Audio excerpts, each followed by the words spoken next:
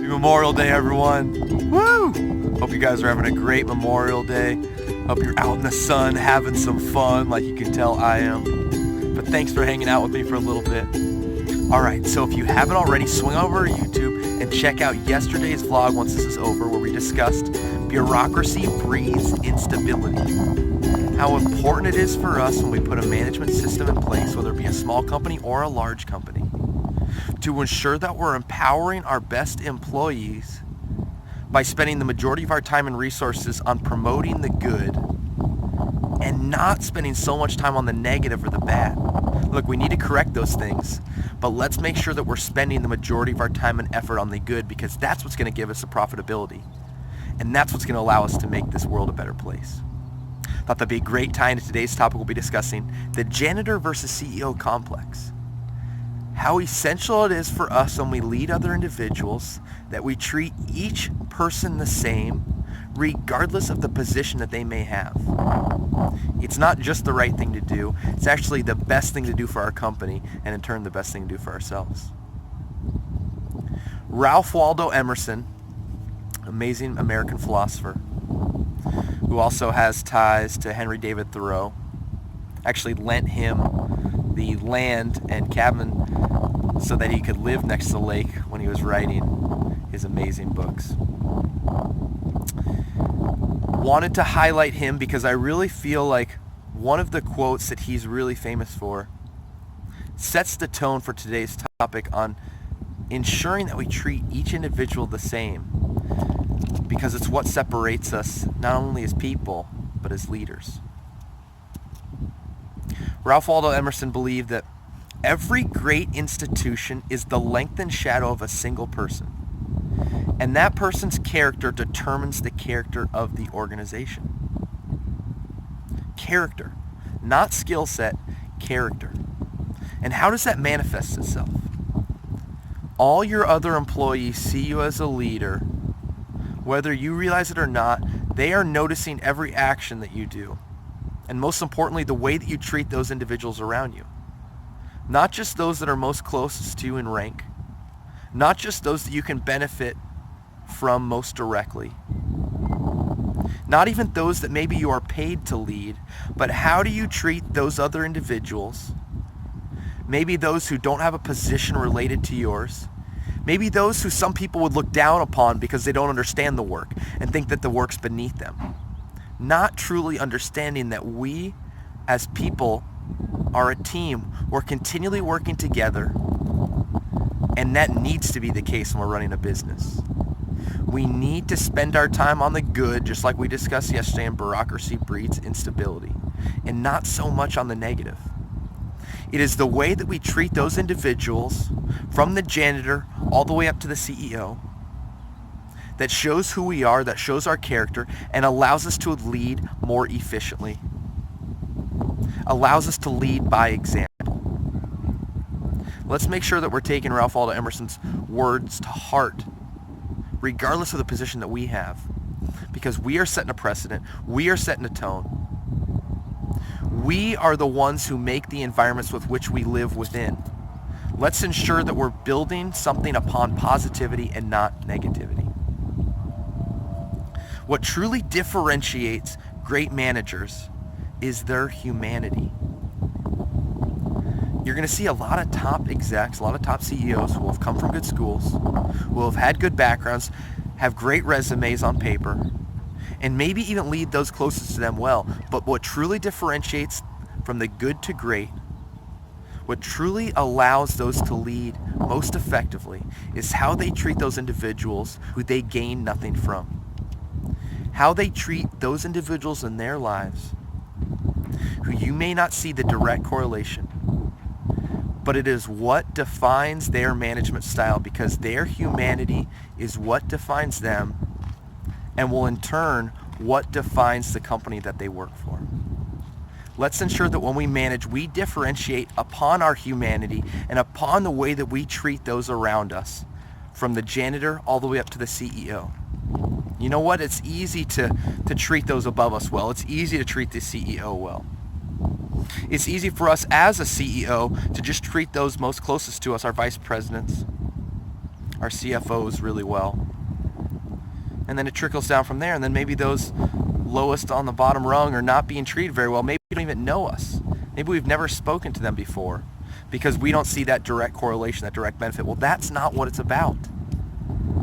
It's about treating other people with love and respect regardless of how they treat you, because you're trying to send a bigger message. You're trying to send a bigger purpose than I'm just here to make money. I care about something larger. I care about our mission statement. And that bleeds into your work life. I would actually argue that it's more beneficial to treat people with love and respect, even those you feel that may not be able to provide you any gain whatsoever, because that rubs off on everyone. You're continually branding. You're continually marketing. We all are, no matter what company we work for. Everything that we do is part of the branding process. Let's ensure that we're branding socially good. Let's make sure that we're treating other individuals as equals regardless of their position. We need to treat everyone the same because it's not only the right thing to do, it also is the most profitable thing to do for our business. When we do this as managers, when we manage efficiently, when we treat each individual that we come in contact to with love and respect, not just our customers, but each one of the individuals that we work with, each one of the third-party individuals that we may interact with on a day-to-day basis.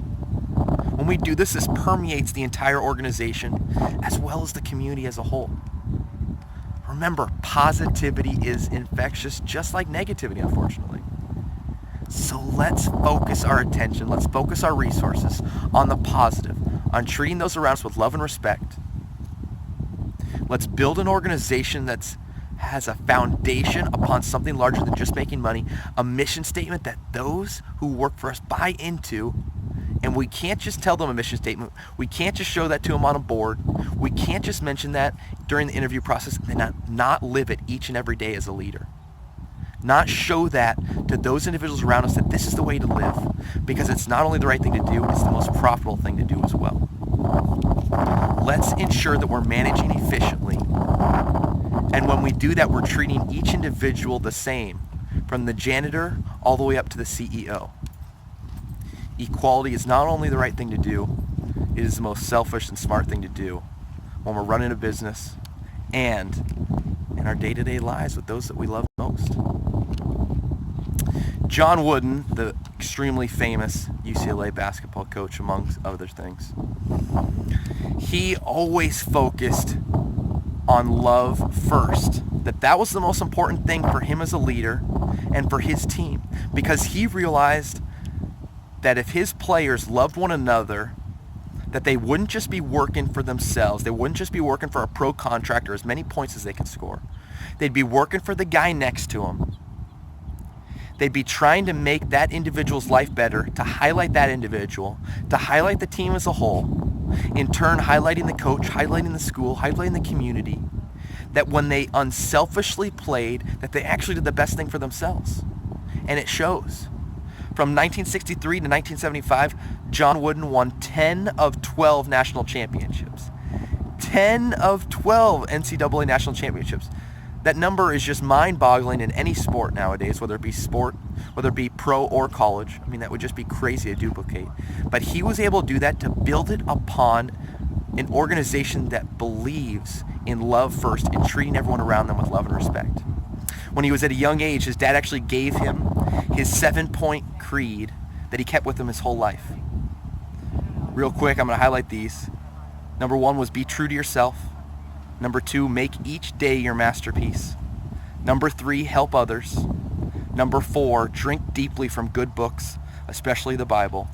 Number 5, make friendship a fine art. Number 6, build a shelter against a rainy day. And number 7, pray for guidance and give thanks for your blessings every day. John Wooden kept that close to his heart and looked at those words always, because he believed that loving always was the most important thing to do, and his father taught him that.